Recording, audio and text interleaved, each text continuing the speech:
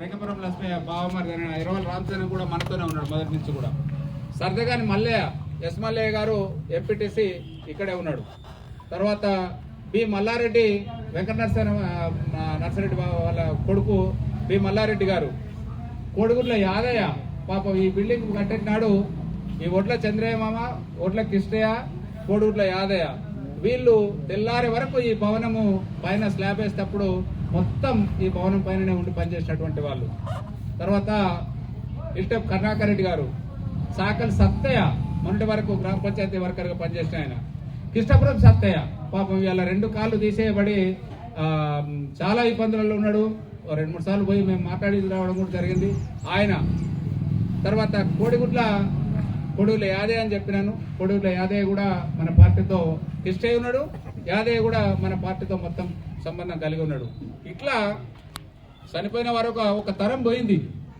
మిగిలిన తరము ఇప్పుడు నేను చదివిన పేర్లు అన్నీ కూడా వీళ్ళు వివిధ హోదాలల్లో వేరే పార్టీలలో కొందరున్నారు, మన పార్టీతో కొందరున్నారు. ఎవరైనా ఈ పార్టీ కోసం వారు చాలా సంవత్సరాలు సేవ చేసినారు. వారి సేవను పార్టీ ఎన్నడూ మర్చిపోదు. వారిని ఎల్లవేళలా గుర్తుంచుకుంటామని చెప్పని కూడా తెలియజేస్తా ఉన్నాను.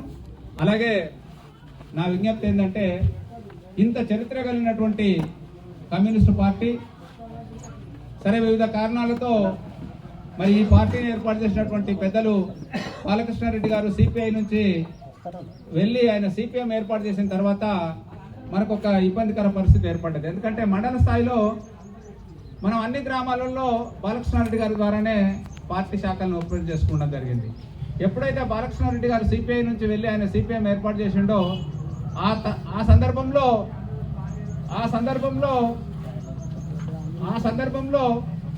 మరి మనము ఆయా గ్రామాలల్లో ఆ పార్టీని నడిపించడంలో సపరేట్ అయినటువంటి బాలకృష్ణారెడ్డి గారికి సాధ్యం కాలేదు. మరి నేను రెండవ నాయకునిగా నేను కూడా ఆయా గ్రామాలలో న్యాయం చేయాలనేటువంటి పరిస్థితి అయింది. దాంతో అనేక గ్రామాలలో పార్టీ శాఖలు కొనసాగించడంలో ఇబ్బంది అయింది. ఏదేమైనా ఈ ప్రాంతంలో ముఖ్యంగా అసలు మెదక్ జిల్లా అంటేనే గజ్వెల్లో తీగులుకున్నటువంటి ప్రత్యేక చరిత్ర ఎవరు అవునన్నా కాదన్నా దీన్ని తుర్పేయలేనటువంటి పరిస్థితి. మిత్రులు మొన్ననే మునిగడప సర్పంచ్ గా ఎన్నికైండు. అంతకుముందు మన కమ్యూనిస్ట్ పార్టీ శాఖ ఓపెన్ చేసినప్పుడు మీకు కూడా బాలకృష్ణారెడ్డి గారికి ఐడియా ఉండాలి. ఆయన మునిగడప పార్టీ బాధ్యులుగా పనిచేసిండ్రు. ఆయనను రండి సర్పంచ్ గారు కొత్తగా సర్పంచ్ అయ్యిండు మునిగడపకు. మన పార్టీ మొదట్లో కమ్యూనిస్ట్ పార్టీ శాఖ ఏర్పాటు చేయడంలో మునిగడపలో తన ప్రత్యేక పాత్ర ఉంది. శ్రీకాంత్ రా ఇప్పుడు రా. ఇట్లా చాలా ప్రాంతాలలో మనం పార్టీని విస్తృతపరచడంలో శక్తిని మించి పనిచేసినాం. నా కోరిక ఏంటంటే, సరే ఒక తరం పోయింది, సరే మేము కూడా బాలకృష్ణారెడ్డి గారు 75-80కి ఆయన వచ్చిండు. మరి నేను వయసురీత్యా నేను కూడా 65-70కి నేను రావడం జరిగింది. మరి రేపు రానున్న తరం ఈ భావపక్ష భావజాలాన్ని, ఈ అభ్యుదయ భావజాలాన్ని, మన తీగులుకున్నటువంటి ప్రత్యేకతని కాపాడేందుకోసం అన్ని వర్గాల్లో ఉన్నటువంటి యువత ముఖ్యంగా ఆలోచించి ఈ జెండాను కాపాడుకోవాల్సినటువంటి అవసరం ఉంది.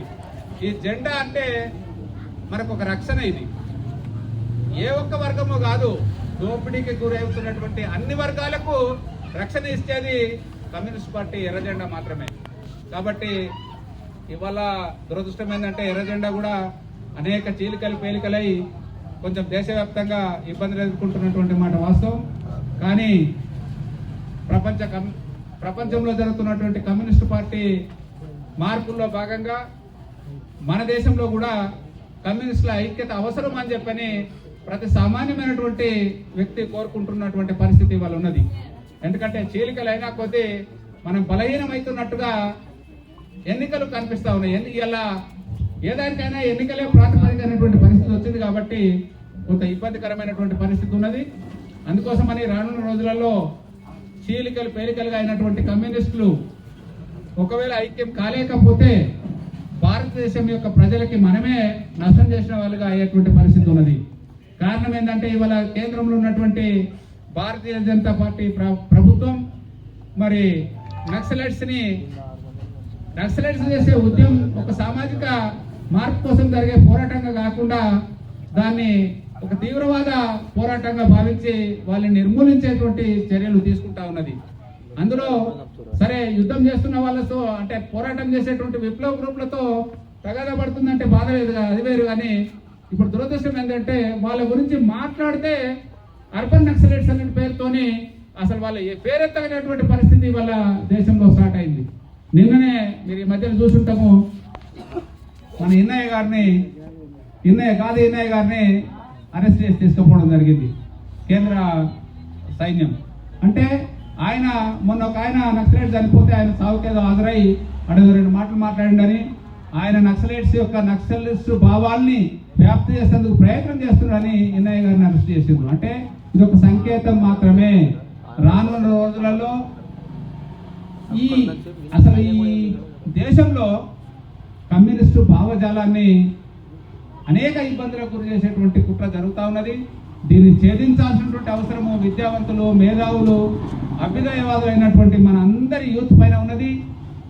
దానిలో భాగంగా ఈ గ్రామంలో కూడా మరి కమ్యూనిస్ట్ పార్టీ ఎర్ర జెండాను కాపాడేందుకోసం మా తర్వాత రానున్న యువత అన్ని వర్గాల నుంచి ఏ వర్గ ప్రయోజనాల కోసం అయితే ఈ ఎర్ర జెండా పుట్టిందో ఆ వర్గాల నుంచి వచ్చినటువంటి యువత దీన్ని కాపాడాలని, ఆ కాపాడే క్రమంలో మీరందరూ కూడా ముందుండాలని, ఆ వైపున మీరందరూ కూడా ఆలోచిస్తారని చెప్పని భారత కమ్యూనిస్టు పార్టీ 100 సంవత్సరాల శత జయంతి ఉత్సవాల సందర్భంగా ఏర్పాటు చేసుకున్నటువంటి ఈ సభలో నాకు అవకాశం ఇచ్చినటువంటి మీ మిత్రులందరికీ కూడా పేరు పేరున ధన్యవాదాలు, అభినందనలు తెలియజేస్తూ మరి ఈ సభను ఉద్దేశించి అధ్యక్షుల వారి అనుమతితో ముఖ్య అతిథులుగా హాజరైనటువంటి పెద్దలు, అలాగే మిగతా ఆయా పార్టీల నుంచి ఉన్నట్టు ఏ పార్టీలు ఉన్నా వాళ్ళ అభిప్రాయాలను వ్యక్తం చేసేందుకు ఈ వేదిక మనకు అవసరం కాబట్టి